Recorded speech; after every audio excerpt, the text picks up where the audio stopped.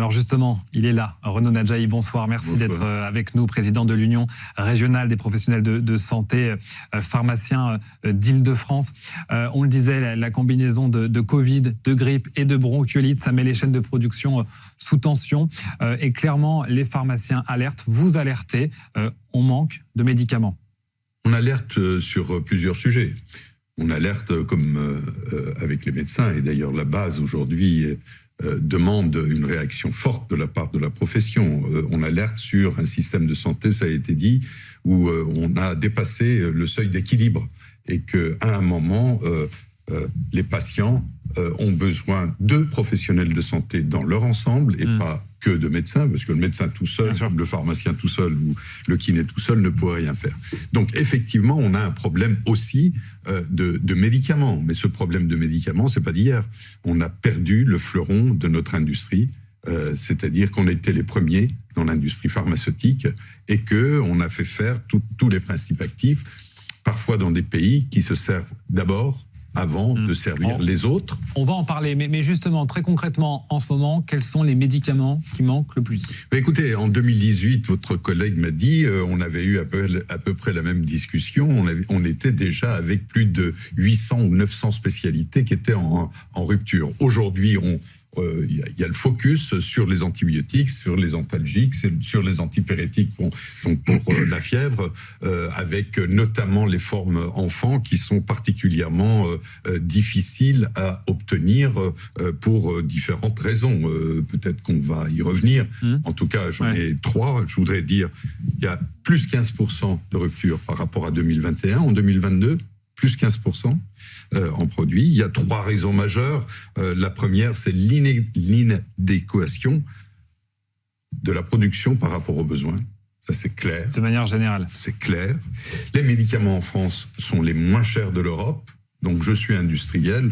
Je vais vendre à l'Allemagne, par exemple, qui vient d'augmenter de 50% le prix des médicaments. Donc, vous dites une des solutions à ces problèmes de pénurie, c'est de monter les prix des médicaments à la vente en pharmacie. Moi, je suis industriel, je veux au plus offrant, donc ça me paraît logique. C'est une logique qui n'existe apparemment pas en France, mais c'est le cas.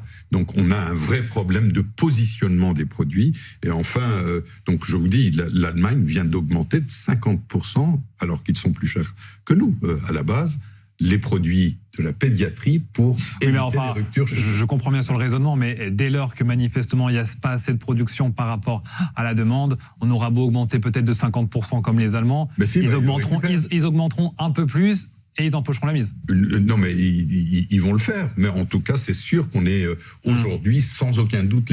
Et puis l'ANSM a aussi, il y a quelques années, imposé... L'ANSM, c'est l'Agence nationale du médicament et des produits de santé, a imposé sur les MIT, c'est-à-dire les médicaments d'intérêt thérapeutique majeur, un minimum de stock de 4 mois d'utilisation. 4 mois.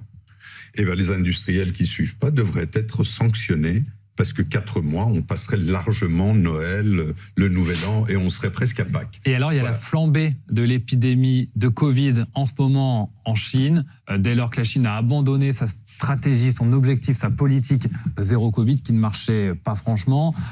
Du coup, les contaminations explosent en ce moment. Résultat, Pékin a réquisitionné certaines usines de médicaments et limité les exportations. Les Chinois d'abord, et ce qui reste peut-être pour vous. Et ben voilà. Donc le pire est à venir, vous nous dites à la rentrée ? Pardon ? Vous nous dites que le pire est à venir en termes de pénurie encore ? Je ne sais pas, mais en tout cas, pour revenir sur la problématique, notamment des antibiotiques, vous savez, on a plusieurs bons laboratoires qui ont fabriqué des tests antigéniques, Covid, avec 3 valences, notamment chez l'enfant, Covid, grippe et la bronchiolite. Et bien, ce produit n'est pas aujourd'hui pris en charge. Et pourtant, ça permettrait probablement d'économiser des traitements à l'antibiotique, puisqu'on n'en aurait pas besoin si c'est une maladie virale. Mais donc, très concrètement, quand des patients, des gens malades viennent vous voir pour vous demander des médicaments dont ils aimeraient beaucoup avoir, dont ils ont besoin, parfois, de manière essentielle, et si vous ne les avez pas, qu'est-ce qui se passe ? Si on n'en a pas, malheureusement, on ne peut pas les inventer.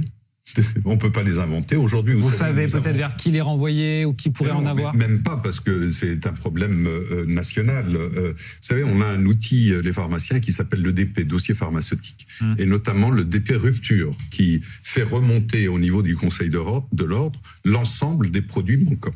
Et bien, ce produit est fiable.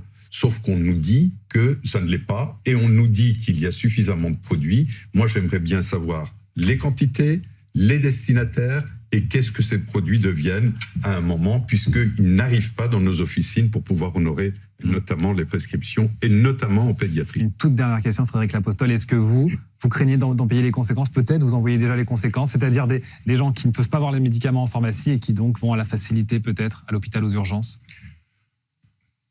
J'en sais rien, je partage votre inquiétude sur ce qui va se passer avec les Chinois, parce qu'il faut ajouter à ce que vous avez dit le fait que quand les Chinois vont être très malades, ils vont pas aller bosser. S'ils vont pas bosser, ils vont pas fabriquer les médicaments. Et c'est peut-être plus inquiétant encore que le fait qu'ils vont se les garder pour eux. Allez, on va être optimiste parce qu'on est en fin d'année, et puis se dire que on aura des stocks qui nous permettront de passer le cap. J'ai pas d'autre solution que l'optimisme et l'espoir. Merci à tous les deux, Frédéric Lapostole. Merci également à vous, Renaud Nadjaï, d'être venu sur le plateau de BFM TV nous éclairer sur cette actualité qui nous concerne, bien sûr.